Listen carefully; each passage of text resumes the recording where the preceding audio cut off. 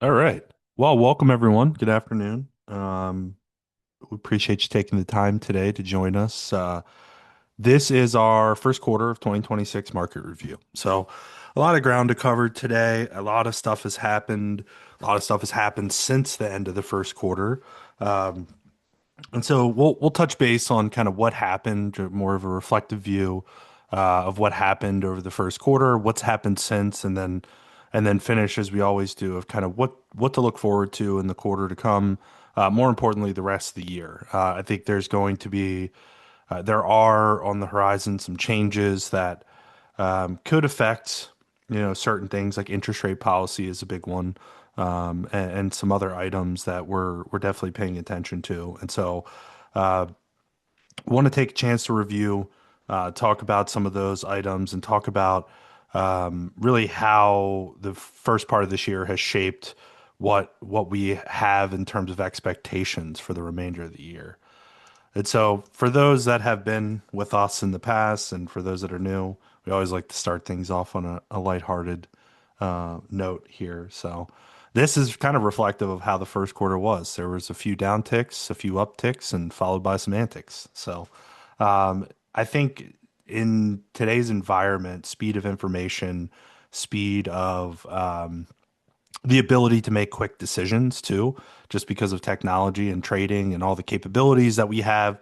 Naturally, investing in the market may feel like this for a lot of folks, exactly like it's shown there on the chart. And so, we're going to talk about some of the reasons why. There are, I would say, logical explanations for a lot of things that have happened over the course of this year. And there's some things that are not necessarily logical, and we'll kind of unpack that step by step and go through how we're handling that. Um, all right. It sounds like there might be an echo on our sound.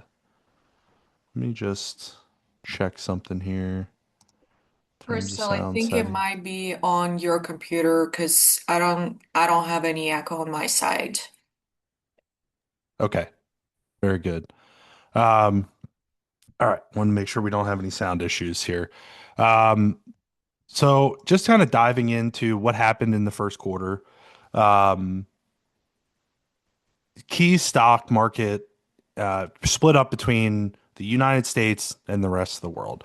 So on the left-hand side here, we have the three major indices that get tracked and are looked at in financial media and that most of us see on a regular basis. And so the first start of the year, the start of this year was down pretty much universally across the board. Some assets and asset classes more than others. We'll get to that here in a second. But the Dow Jones Industrial was down about 3.1% over the course of the first quarter, S&P 500 4.33, and the Nasdaq Composite, which is heavily made up of technology and information technology firms, was down about almost 7% over that same time frame.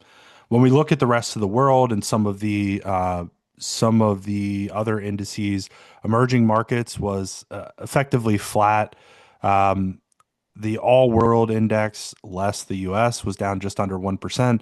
And then the EAFE, which is really a measure of developed countries in places like Europe and other parts of Asia, that was down just over 1%. So down significantly less in the US markets. That's been a theme over the past couple of years in terms of outperformance by international markets specifically.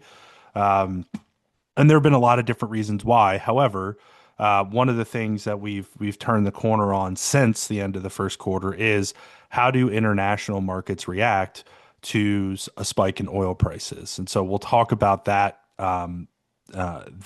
particular issue a little bit later on and how oil prices have affected markets.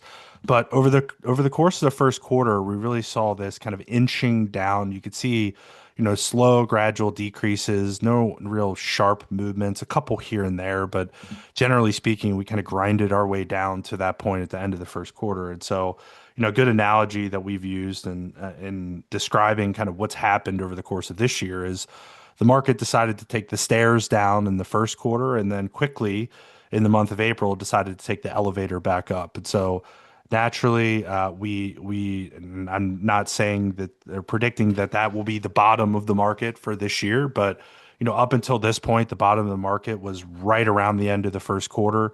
Since then, and even right towards the start of the end of that, you see sort of this sharp uptick in the end of the graph.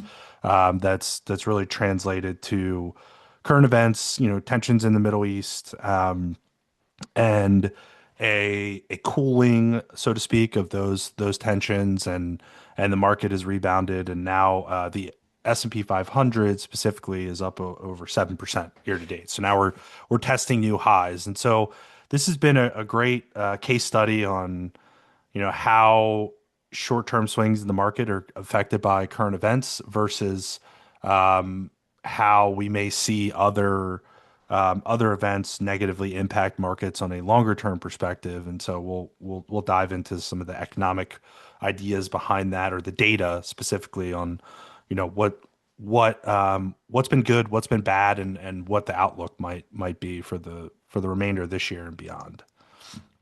So breaking it down by individual asset classes, these have bounced around quite a bit over the course of the past year or two. Commodities, generally speaking, not a surprise, by the way, a spike in oil prices has been the big driver of commodities performance from an investment perspective.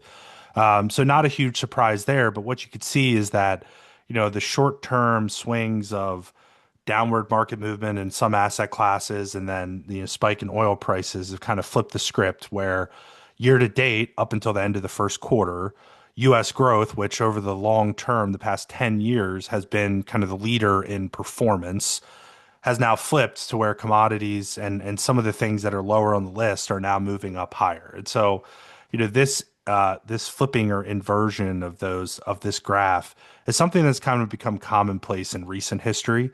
I would say, generally speaking, what you see here is that things that have really strong performances over the short term tend to migrate their way up the lists. Over time, though, as you could see, longer term performance and kind of reversion back to a place of normalcy does create different experiences in different asset classes. Some other surprises when we look out further on the scale, the 1, 3, and 5 year returns, things like developed markets or emerging markets, which the prior decade had really been not well performing assets by any stretch, have now, in many cases, outpaced many other sectors in the U.S. markets, which has not been the case for well over a decade. And so many have kind of waited for that asset class when it was going to take its turn to climb the ladder again, and we've started to see that in recent years. So the past couple of years, we've seen a resurgence of the rest of the world from a market and a market performance perspective really start to play a little bit of catch up, and in some cases has outperformed U.S. markets in the short term. So let's talk about some of the macroeconomic data, sort of the why behind the numbers, and why the market is pricing and moving the way that it is. And so, some of the bigger concerns as of late have been inflation and this uptick in inflation. Some of it ultimately driven by increased oil prices and the trickle down from that. Um, the expectation is, unless there's some form of prolonged conflict in the Middle East that has a major disruption on global oil supply, we may see some relief there. The harsh reality, or I shouldn't say harsh reality, the reality is that the rest of the world is much more reliant on imports of energy than we are. The U.S. is a net exporter of oil. So these things do affect our price, our prices in some ways, but not as drastically as maybe other parts of the world that are heavily reliant on imports, either via pipelines or ships or other mediums. And so the biggest concern has been inflation. It really has since 2022 when it peaked. It's come down. It came down pretty sharply and has remained steady in that 2 to 3% range. Again, we've seen a slight uptick in the total inflation rate versus the core inflation rate. The difference there is, subtracting out things like food, energy, that have these short-term spikes related to incidents like we're having now. And so, um, inflation data has been concerning specifically around the timing of Federal Reserve policy. And so there's a new Fed chair, um, When that takes effect, still kind of to be determined, and there's some debate on that. But long-term Fed policy is also something that's been up for debate, and whether that change with the term ending for Fed Chair Jerome Powell and transitioning to new proposed Fed Chair, if there will be any change in Fed policy. It seems to be the general consensus that rate uh, rate cuts are not in the future or in the cards for the remainder of this year. There has been some speculation about a potential minor rate hike. That all will be relative to what we see here um, from an oil price perspective and conflict in Middle East, specifically with Iran, and how that plays out. So there's a lot more to unpack there. It's not totally resolved yet. It has quieted down to some degree, but um, that rate of inflation and the stickiness of that inflation will ultimately be something that will be on many people's minds just from a consumer perspective, but also thinking purely from a market perspective, it will matter as the year continues to play out. On the right hand side of the screen, these are just measurements of wage growth compared um, to inflation. We did have a small period of time there during the spike in 2022 into 2023 where we were kind of negative on um, wage earnings growth compared to inflation. We've creeped back into positive territory. But what you could see here is the average hourly earnings rate in the United States today is $37.38 an hour.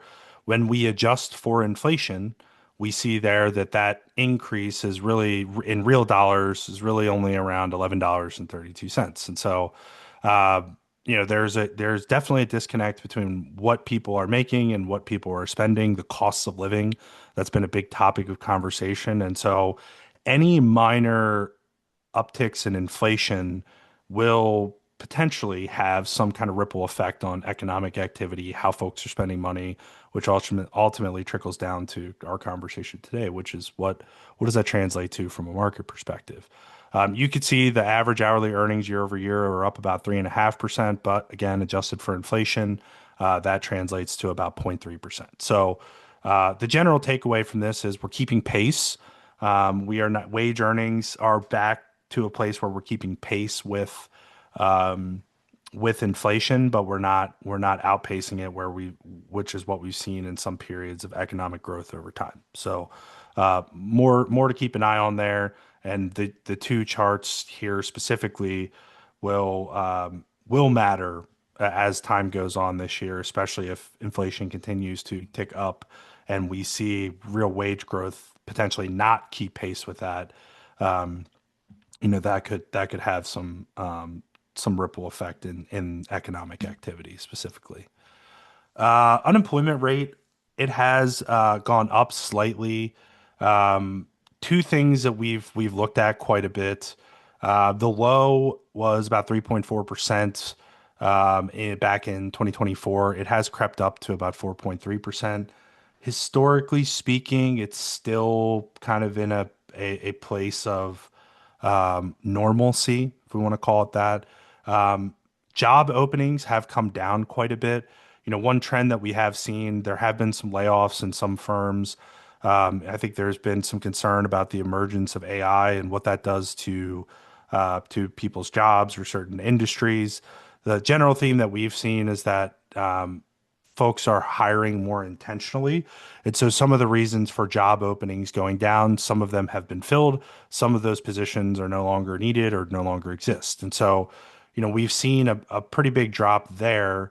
One thing that still lingers is workforce or labor force participation. And so a big topic of conversation is job openings, availability. There are many industries that have major shortages, which ultimately will contribute to increased prices, competitiveness, or overemployment. And so we could see some potential change there.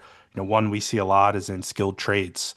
There's a massive shortage of skilled trade labor in the United States, and there's not enough apprentices or people backfilling that have the ability to fill all of those roles. And so what happens with that? Naturally, you know, less competition or more competitive landscapes. People are paying more for talent. That trickles down to possibly price increases, and we kind of go back to our previous slide of of how that plays out from an inflation perspective and costs of goods and services going up. So labor force participation is a big one. A lot of folks got out of the workforce during COVID for various reasons, and we have not gotten back to our pre-COVID levels. It is important to note that labor force participation has gone down, generally speaking, over time, as you can see here from the trend on this chart. But it is something that, seeing the number of job openings, unemployment is only measured by those that are actively looking for employment. So that's another important piece of that. But we have not seen major waves of layoffs, firings, discharges. You can call it what you want, but there have not been major upticks or testing the highs of that we saw during COVID. We're kind of living in average territory, and so from an economic perspective, there's no real major red flags that are popping up, at least from an employment perspective. And so, when you hear folks talk about on the news and in other financial media about resilience of the economy and saying it almost surprisingly is that there's been a lot of battle testing and generally speaking, corporate earnings have maintained a pretty healthy level. All things considered, tariffs and everything else that was kind of in the mix and has been in the mix over the past couple of years. And we're seeing a lot of companies in the grand scheme of things, although we hear about the big layoffs at some tech companies, if we zoom out to the broader U.S. economy, we're just not seeing major layoffs or discharges at this point as a result of any uncertainty or economic worry from corporate America, at least. Leading economic indicator. So, the market, the S&P 500 and US markets and all the different ways that we invest, markets are forward-looking vehicles. And so one of the things that we look at on this chart is what are some things that are trending in the right direction, wrong direction, what's neutral, what's bad. I think that what we've seen pretty steadily since 2022 on is that US consumer sentiment has just gone down over time. There's a lack of confidence, regardless of what else is going on with economic activity, resilient corporate earnings, market going up. There's just a sense of uneasiness, and that's reflected in the data. And this US index of consumer sentiment, you can see here, has held pretty steady in red territory since that time, as I mentioned in 2022. We had a short uptick in 24, we turned the corner in 25, and we've kind of gone backwards ever since in many ways. And so that's just a measure of how we feel as consumers. That has not translated completely to the amount of activity in terms of spending. Now, I'd say spending has gone down. Spending has become more intentional, primarily because there was a lot of money that was pumped into the economy during COVID. A lot of people, generally speaking, were sitting on larger cash reserves post-inflation, higher rate environment, a lot of that has dried up. And so we have seen that's where we're seeing some of that lack of consumer confidence. We are seeing people spend money more intentionally. And so you can see that kind of reflected in retail sales over time. Interestingly, Q1 of 2026, retail sales went back up. The change was about 3.5%. So that's a move in positive territory, kind of bounced back and forth. Q4, interesting with the holidays, was down pretty significantly prior to the previous year, but we have seen a slight uptick in that activity. Other things, U.S. housing starts. So, as rates have come down, we have seen more builders pick up activity there. And there's been some other positives that have happened. Manufacturing activity is up.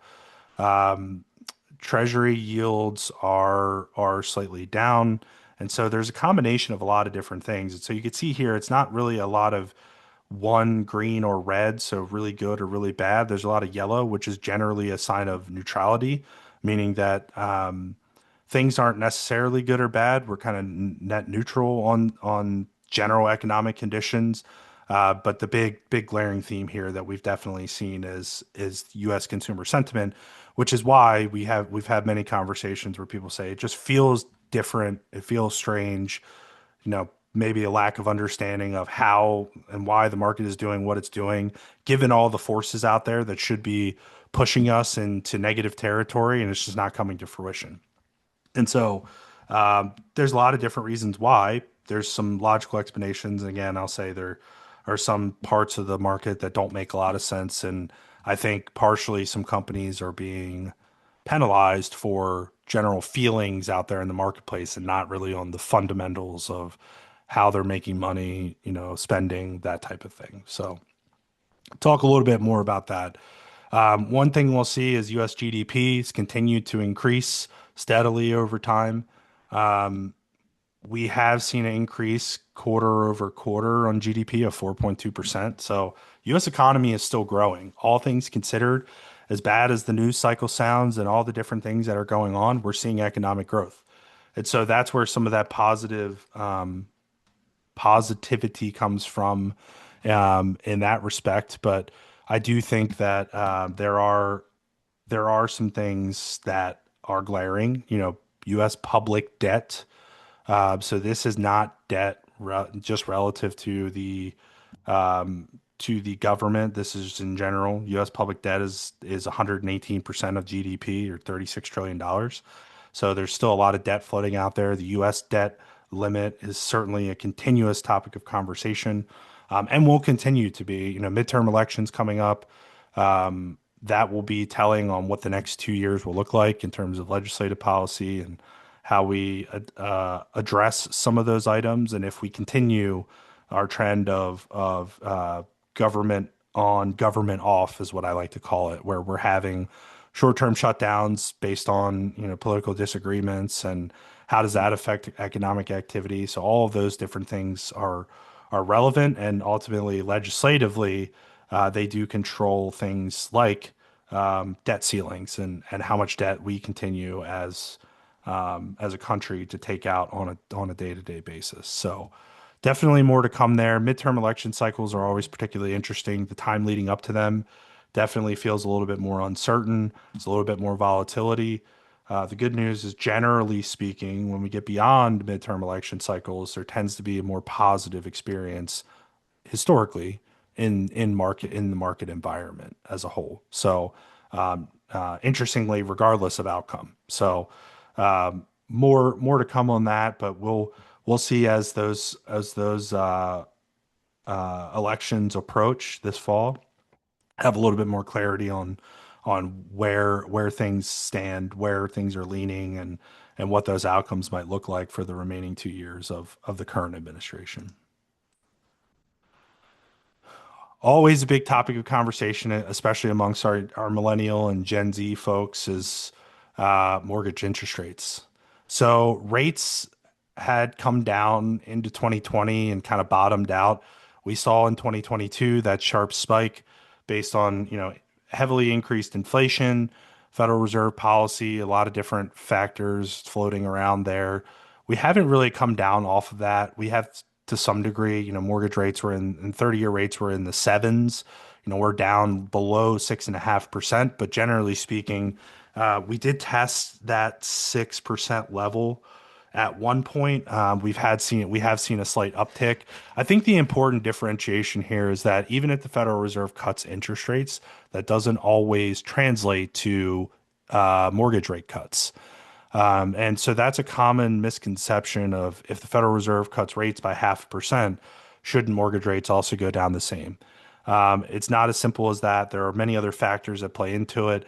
Mortgage rates tend to float off of the 10-year Treasury rate, which is not a function of Federal Reserve overnight rates.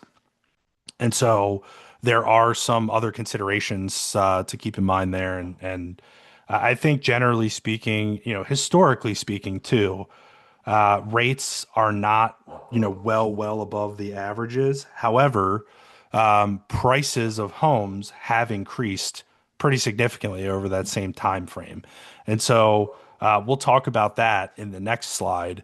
But general, consensus amongst buyers, there's a little bit of angst there. There were some concerns of folks that were in higher interest rates, if they would be able to sustain that with higher prices and higher interest rate combination. We really haven't seen. You could see here back during the financial crisis, that huge uptick of mortgage delinquencies. Just really haven't seen that come to fruition. A lot of that is because mortgage underwriting is just a different game today.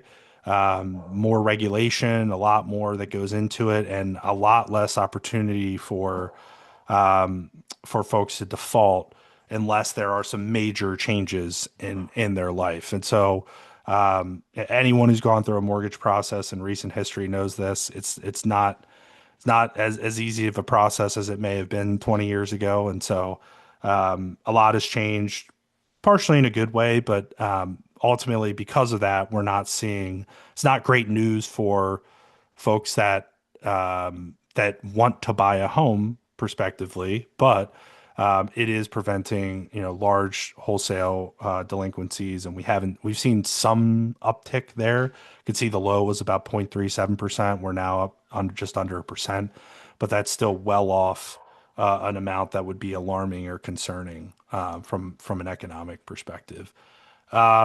This was always an interesting chart, and it's kind of started to bounce back and forth a little bit. But one of the things that we've seen is that buying the average median sale price, or the median sale price, excuse me, of a new home versus an existing home, it was actually cheaper to build a new home, and it still is technically today. On average, it's cheaper to build a new home than it is to buy an existing home. And so that's been a function, I think, of less building. Part of that is interest rate environment, materials costs, all of the different things that were affecting the home builder segment for quite some time, and a lack of inventory. People not moving, this concept of being trapped in a lower interest rate and not moving has been part of that conversation, and more competitiveness, more people needing to move, and this combination of folks moving out of cities to other places. We saw a pretty substantial, sharp increase during COVID of real estate in more rural areas being spiking because of the move away from larger cities. It'd be interesting to see what happens. There's been a major push by many large corporations of a return to work. So folks that lived in, certain large metropolitan areas that have since moved away, that may be required to come back into the office. It'd be interesting to see how that plays out, if folks will actually oblige that request, or if we'll see sort of an exodus or a move to companies that are still allowing for or promoting virtual or hybrid work. So, the long story short here is that, there's a larger segment of existing homes available, but there's also a larger population of buyers that are actively pursuing those. And so as a result, we're seeing prices on those existing homes be slightly higher. And you could see here it's bounced back and forth, as I said. But one interesting metric that was pretty striking to me the first time it happened, but it's held true for quite some time now. So I think until there is a larger wave of building, and we do have, there's many conversations about housing shortages. Until there is a larger wave of building, I suspect we'll probably see some parity there for quite some time. All right. We talked about consumer sentiment. You could see that's bounced. We are not close to the average. We have not been really since early parts of COVID, coming out of COVID, and some of the economic stimulus and some of the other things that had happened. We drifted back in 2022. We've kind of clawed our way back, and we've bounced back and forth. And so this is really just a measure of how we feel as consumers on economic conditions, prices, how we want to spend money, what the feelings are out there in the market. US retail sales over year are still up about 2%. So we still have some positives there. The real sales year over year, that again, these are inflation adjusted metrics. So we see negative growth there. But, folks are still spending not in the same way that they had previously. But there is still, we've seen growth in GDP. We're seeing growth in retail sales, but consumer sentiment has held pretty strongly well below average, and that ultimately is a measure of how people are viewing the world. I think too, how you invest, how you save, how you allocate dollars. That all has a trickle down effect, and will have some kind of effect on how things play out over the next 12 to 18 months. We talked a little bit about interest rates. There was a long period of time, and it's still true in small pockets, but we had a long period of time for during 2022 and beyond where we had what's called an inverted yield curve, which tend traditionally meant like the sky is falling, a recession is coming, the market will react accordingly. And it really just didn't, it never came to fruition. And a lot of that was a short term spike in rates. And we saw that Federal Reserve policy. We've seen that come back down. We're also seeing, as a result of some of those rate cuts, normalization to the yield curve. And so, what we mean by that is the shorter the duration, the lower the rate should be, the longer the duration, the higher it should be.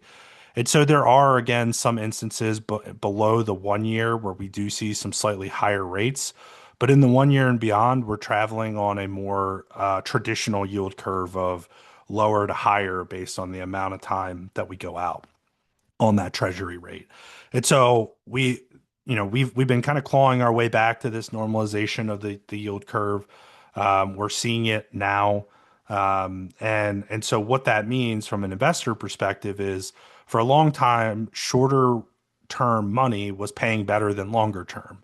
Now, in order to get some of those more competitive interest rates, we do have to go further out on the yield curve. And so that's kind of changed the outlook on investor portfolios and how you're investing, what types of funds or individual bonds that you're seeking in order to get a yield appropriate to the risk you're taking and what might be needed for different planning needs. And so that's been a huge change. I'd say generally speaking, we were seeing average duration, which is a measure of time in bonds of anywhere from like 3 to 4 years, and we've seen that push out farther to about 5 to 7, and continues to push out, especially as we get to a more normalized yield curve conversation. And so, our expectation is that will continue unless we have any sharp short-term increases or changes in rate policy from the Federal Reserve. But it seems like they're holding pretty steady to their target and where they sit today. And so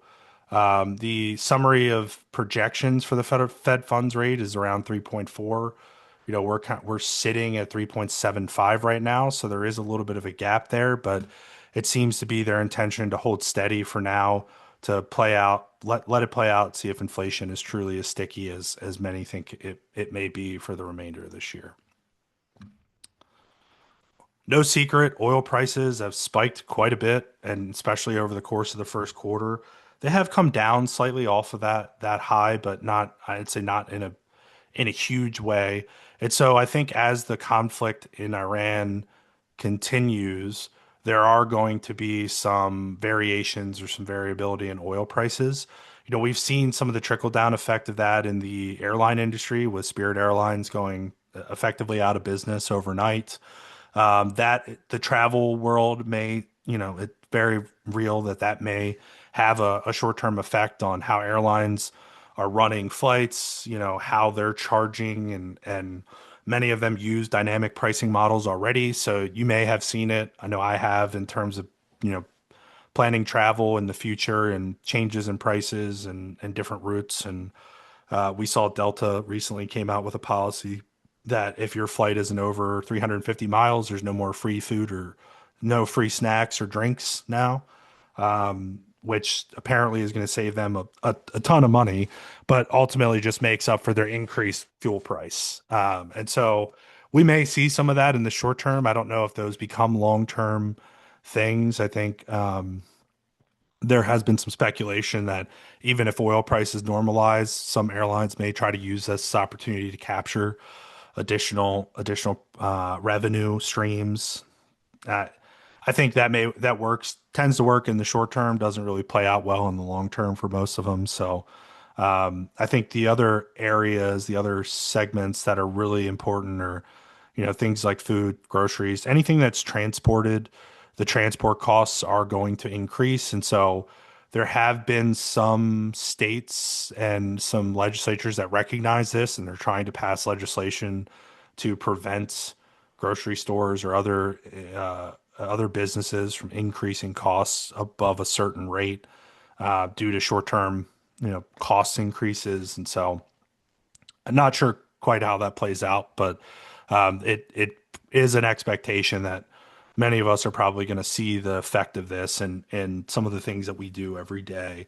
Definitely seen it in terms of gas prices and if you're someone that drives quite a bit, I mean the summer travel season is quickly approaching, and for folks that are doing a lot of driving or a lot of traveling, this is definitely going to be a factor. And so we'll see if this continues and these price increases and the inflation in oil and energy specifically continue to press upward, how that could affect some of the outcomes there and activity over the course of the summer.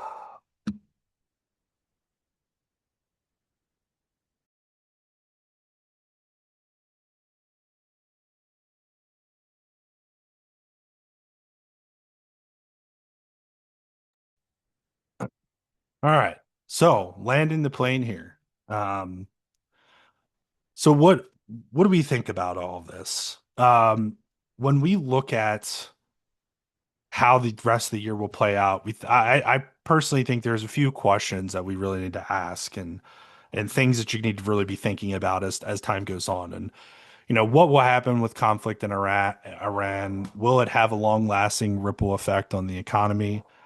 I think, time will tell with that.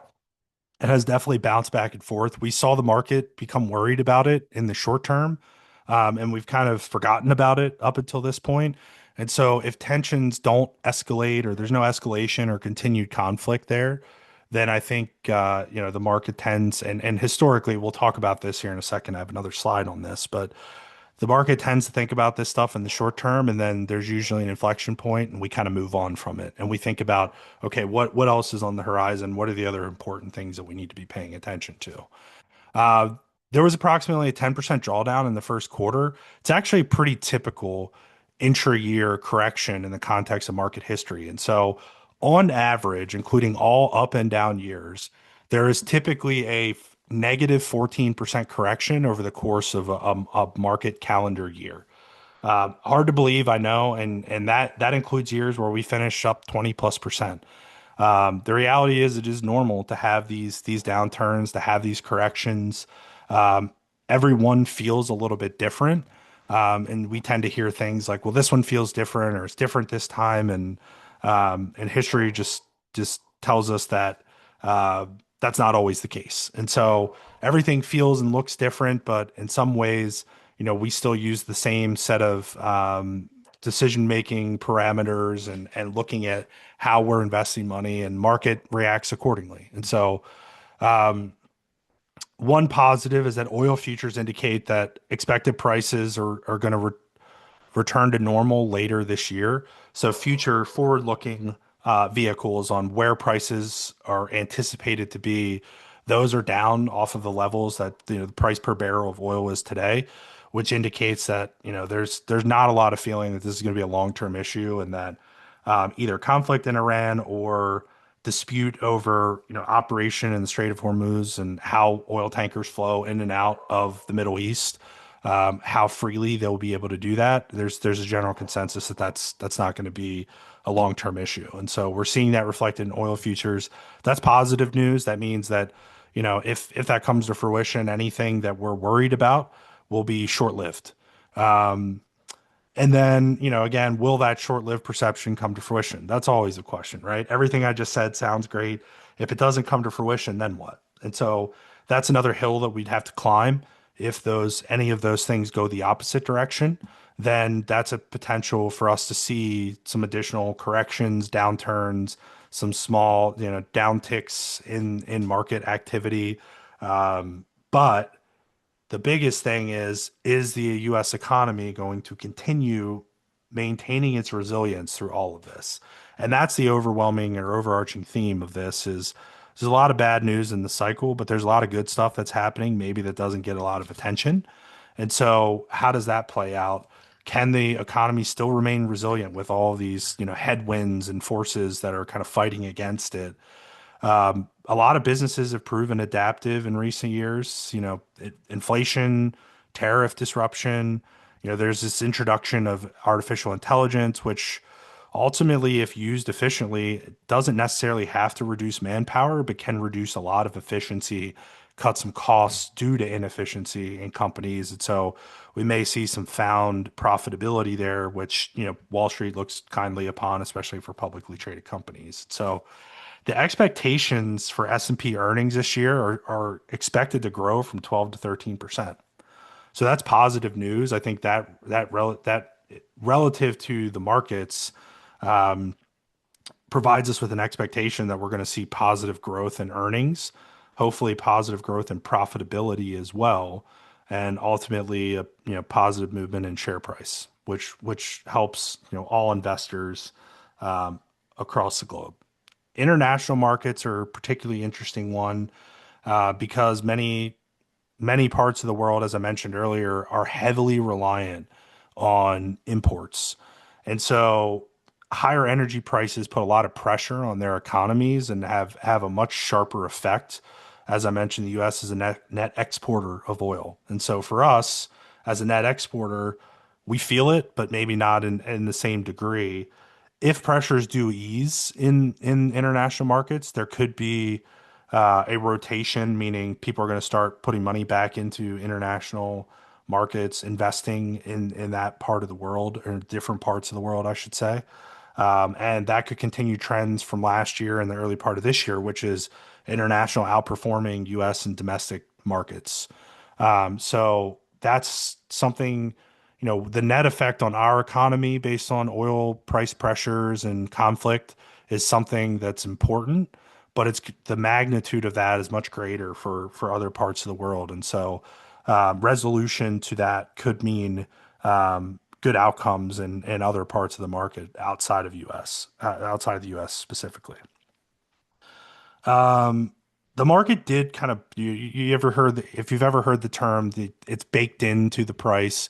It's this concept of something is already assumed and the market has already assumed it and it's bought in or baked in and the price includes that anticipation of an increase or decrease in rates or increase in profitability. And so the market did have a heavy anticipation that there would be multiple rate cuts in 2026, but because of sustained inflation, that's at a pause right now.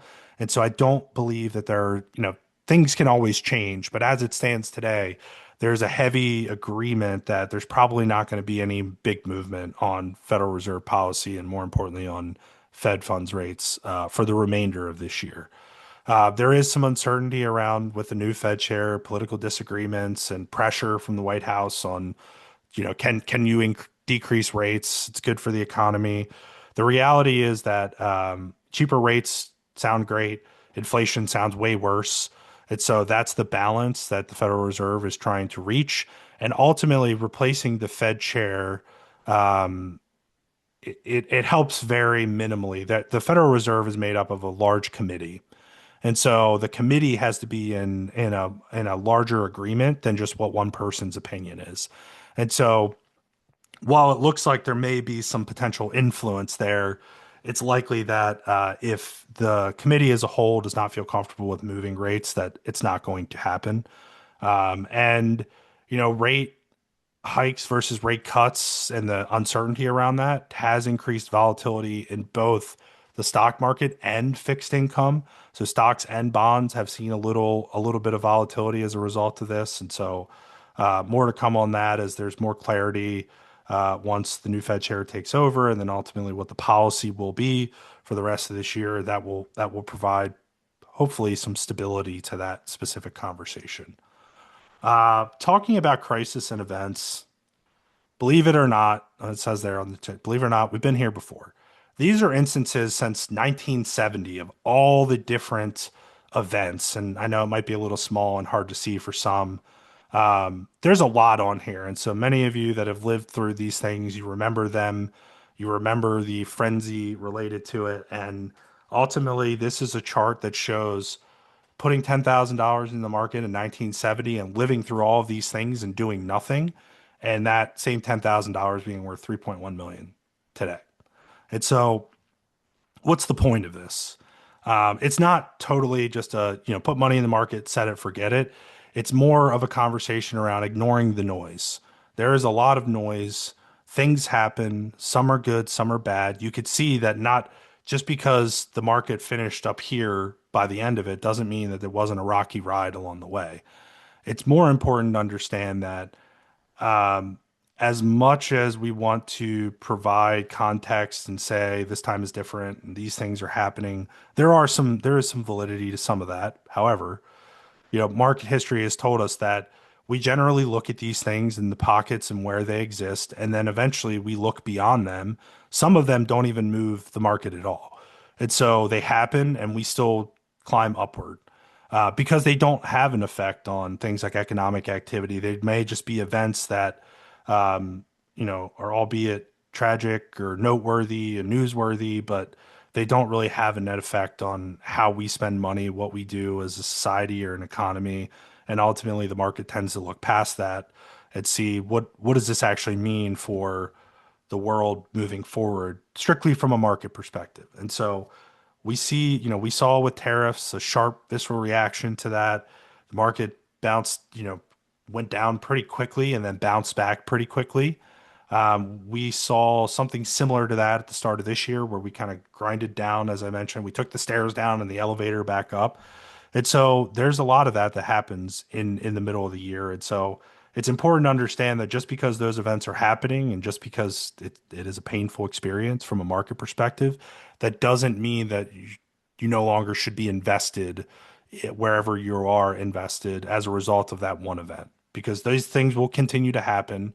It'll be a different name, different face, different event, different country, but over time, we tend to work through them and it all comes out in the wash is the really simple way to frame that. So we've been here before. There's a lot of uncertainty. Consumers are not super positive on the outlook for the future, but there is a lot of good data out there. There's a lot of reasons to be positive, and ultimately, I'm remaining cautiously optimistic about the future ahead for the market the rest of this year. But there's definitely more to unpack. Again, some critical events coming up and midterm elections, and how does that affect policy? And there's a lot there, and so there will be opportunities potentially in the future to put more money in play if we do see corrections or other reactions to events where if things turn on the dime, we have to be prepared for that. And I would be prepared for that. I don't think that we're going to have a particularly smooth ride the rest of this year. Now, I could be proven wrong, and I'd be happy to be proven wrong on that particular note. But we do feel that there is going to be some choppiness. There's going to be some volatility. It's expected. It's not out of the norm for midterm election cycles anyway. And so it's more about just understanding the context and understanding what the risk is and then approaching it that way. So I appreciate you coming along with me on that ride. Open it up for questions if you have any. We have the chat box or the Q&A feature. Feel free to use either, and we'll try to answer them as quickly and efficiently as we can. I know we're got about 10 minutes left.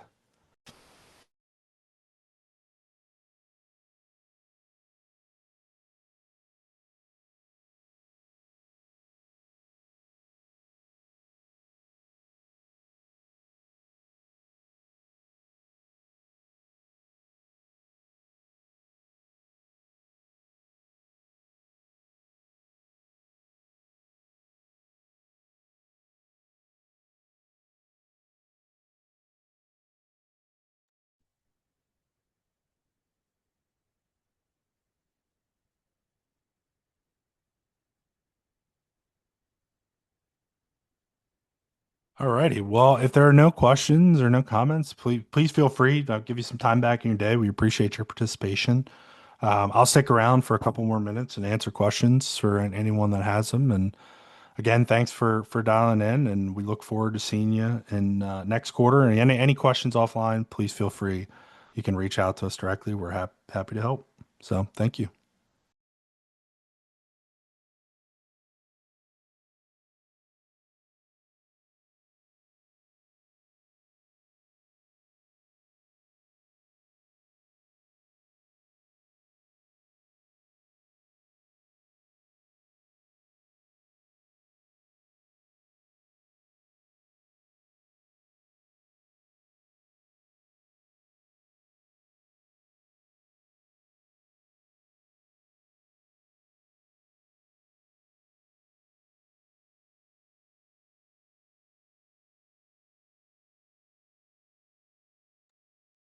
All right. Thanks, everyone. Enjoy the rest of your day and have a good weekend.